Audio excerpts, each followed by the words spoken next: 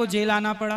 गुरुजी मैं भाग ठेकेदारी करता था, मेरा नाम भी भीम है और मैं काम भी तोड़ फोड़ का करता था भीम कालम का ही। तो वो मुझे 300 रुपए दे देते थे, 50 का लाल का क्वार्टर पियाता था, 250 रुपए का मैं सामान ला के घर में जो भी दाल पकवान जो भी थी मम्मी को ला के दे देता था। हाँ। हम दोनों मम्मी और हम दोनों प्रेम से पकाते थे और खाते थे।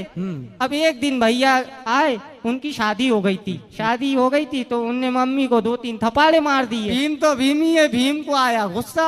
हाँ। भीम ने उठाया हथौड़ा। हाँ। वो दिया घुमा के गदा के जैसा। हाँ। भैया वही चीज।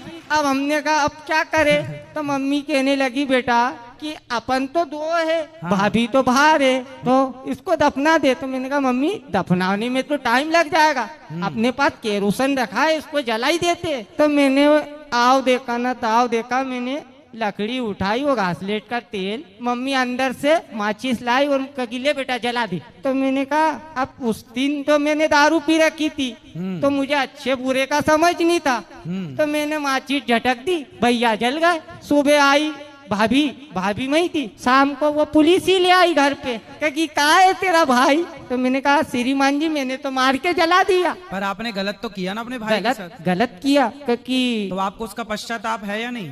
मुझे पश्चाताप है गुरुजी, मैं जय श्री कृष्णा कह देता हूँ, मेरे सब पाप धुल जाते। बेटा जय श्री कृष्णा कहना अच्छी बात है, पर ये गुनाह करो किसी की हत्या, चलो उसने अपनी माँ के ऊपर हाथ उठाया ये तो गलत था जी, लेकिन आपने उसे जान से मार दिया ये बहुत गलत था। उस बात को मैं समझ लिया श्रीमान जी, वो हुआ मुझसे नशे में, शराब के नशे में थे जी। मतलब कुल मिला के निष्कर्ष ये निकला कि शराब ही सारे पापों की जड़ है। जड़ है। तो फिर आपकी माँ कहाँ है?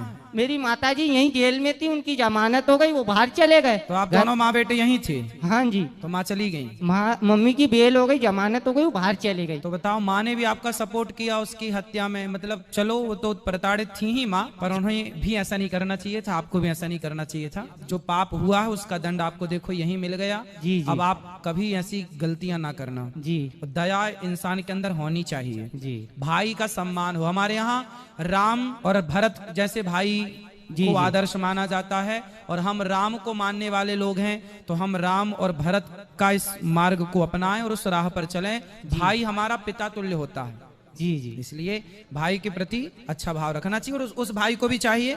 माँ पर हाथ उठाना भगवान पर हाथ उठाने के जैसा है, इसलिए माँ को कभी प्रताड़ित नहीं करना चाहिए।